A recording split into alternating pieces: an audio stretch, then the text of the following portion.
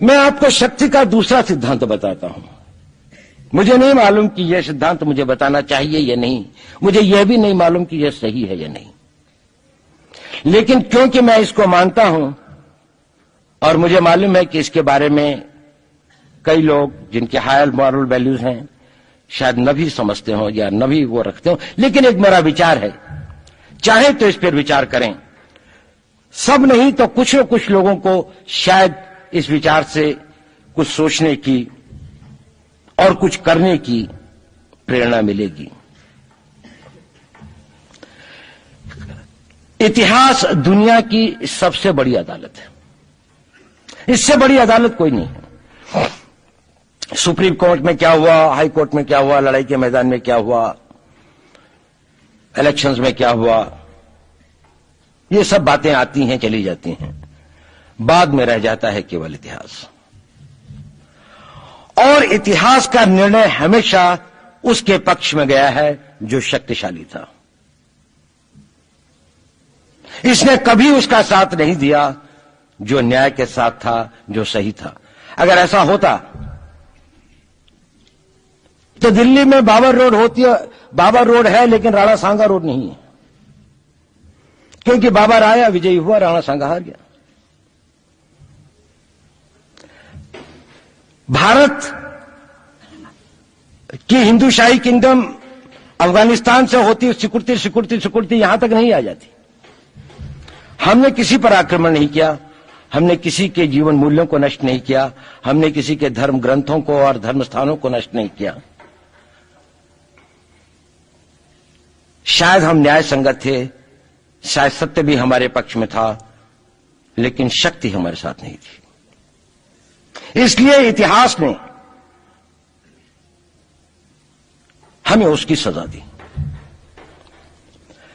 इतिहास ने हमेशा उनको सजा दी जिन्होंने विचारों को कर्म से और न्याय को शक्ति से अधिक महत्व दिया।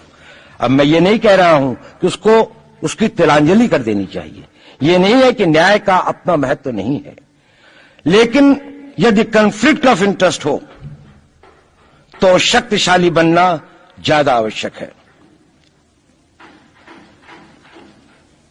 भारत धर्मगुरु भी तभी बनेगा जब एक शक्तिशाली भारत का निर्माण होगा।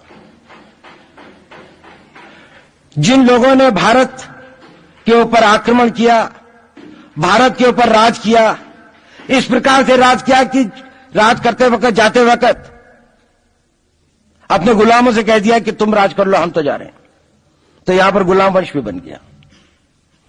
अगर हम लड़ाई के वॉरफेयर के उसूलों से देखें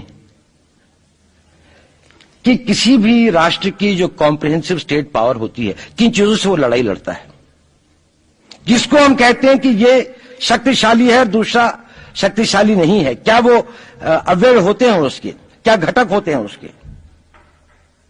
तो भारत के पास जनशक्ति, धन शक्ति, ज्ञान की शक्ति, टेक्नोलॉजी की शक्ति, और जिन लोगों ने आक्रमण किया उनकी शक्ति को अगर हम ये देखें तो शायद 1 और 1000 का अनुपात भी नहीं होता। लेकिन उसके बाद भी हम वो नहीं कर पाए। और ये प्रश्न भी किसी ने पूछा, उस पर मैं आऊंगा बाद में। निवेदिता जी ने उसका बहुत अधिक उत्तर दिया, बहुत अच्छा उत्तर दिया था कि क्या कारण है कि इसके कारण भी हम लोग इस लड़ाई में इतिहास ने हमारा साथ या हमारे पक्ष में न्याय नहीं दिया। क्या कारण है कि कश्मीर में हम लड़ रहे हैं, जिन्होंने हमारे ऊपर आक्रमण हो रहा है, हमारे ऊपर बाहर से लोग आकर वायलेशन हमारे बॉर्डर का करते हैं, इन्फिल्ट्रेटर्स हमारे यहां आते हैं, जबकि पूरा का पूरा कश्मीर भारत का भाग है, अभिन्न भाग है।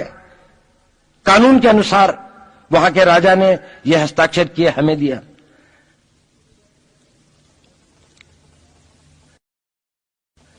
क्या कारण है कि करोड़ों की संख्या में बांग्लादेश से लोग भारत में आते हैं, हम बाड़ लगाते हैं, वो लोग वहां से मना करते हैं कि आप हमारे आदमियों को आने दीजिए, और हम कुछ नहीं कर पाते। और भारत में 2 करोड़ नागरिक रहते हैं। हम हर एयरपोर्ट के ऊपर में इमिग्रेशन की चेक पोस्ट लगाते हैं कि कहीं पर कोई एक आदमी बिना पासपोर्ट के या बिना वीजा के भारत में प्रवेश न कर जाए। यहां पर लाखों की संख्या में, करोड़ों की संख्या में लोग आते हैं। सुप्रीम कोर्ट भी ये वो करता है कि जिन लोगों ने जो इसके लिए जिम्मेदार हैं, उन्होंने जो काम किया है वो भारत के ऊपर आक्रमण के बराबर काम किया है। और वही सरकार उस सुप्रीम कोर्ट के 25 जुलाई 2005 के निर्णय के 3 दिन के अंदर में एक नया अध्यादेश जारी करके उन सारे के सारे कानूनों को फॉरेनर्स एक्ट के अंदर में इनकॉर्पोरेट कर लेती है, क्योंकि जो वो आईएमडीटी एक्ट था उसको सुप्रीम कोर्ट ने नल एंड वॉइड कर दिया। ये सब बातें हमें सोचने और समझने की आवश्यकता है। एक कारण, मैं ज्यादा चीजों में नहीं जाना चाहता, इतना समय भी नहीं होगा, कि भारत विदेशों से इतना नहीं हारा। अंग्रेजों ने भारत के खिलाफ कोई लड़ाई ऐसी नहीं जीती जिसमें कि अंग्रेजों की फौज में भारतीय सिपाही नहीं थे। चाहे वह पहले बंगाल नेटिव आर्मी थी, 1857 के अंदर में सिखों और गुरखास ने उनका साथ दिया। जब सिखों से लड़ाई हो रही थी तो बाकी लोगों ने उनका साथ दिया। हमेशा नेटिव आर्मी उनके साथ थी। जब जब आक्रमण वेस्ट से हुआ, चाहे वो पार्थियन थे, चाहे हून थे, चाहे मंगोल आए, बाद में मुगल आए, तो लश्कर कहां बने? वो तो थोड़े से लोग आए थे। लश्कर बने काबुल में, जिस वक्त तो इस्लामाइज भी नहीं हुआ था, लाहौर में, सरहंद में। हिंदुस्तानियों को हराया है तो हमेशा हिंदुस्तान के लोगों ने साथ नहीं दिया देश का। और दर्द है तो केवल इसी बात का। भारत के इतिहास में अगर दर्द केवल इस बात का नहीं है कि विदेशियों ने हमारे साथ क्या किया, उनका तो हम मुकाबला कर लेते। दुख इस बात का था कि हमारे सभी लोगों ने साथ नहीं निभाया और साथ नहीं दिया। और इसकी फीलिंग आज भी मुझे इस देश में होती है। और भारत को आंतरिक बाह्य शक्तियों से जो सबसे बड़ा खतरा है, वो खतरा इस बात का है कि हमारे अपने लोग ही कहीं राष्ट्र की सुरक्षा, राष्ट्र की अस्मिता, राष्ट्र के गौरव का सौदा न कर बैठे, अपने आज के सुख के लिए अपने भविष्य को अंधकारमय न कर दें। और इसके लिए जो जागरूकता चाहिए, इसके लिए जो ताकत पैदा करनी है, वो ताकत केवल समाज के अंदर भी पैदा की जा सकती है। उसको केवल आप लोग कर सकते हैं। वो केवल आज की युवा शक्ति ही कर सकती है।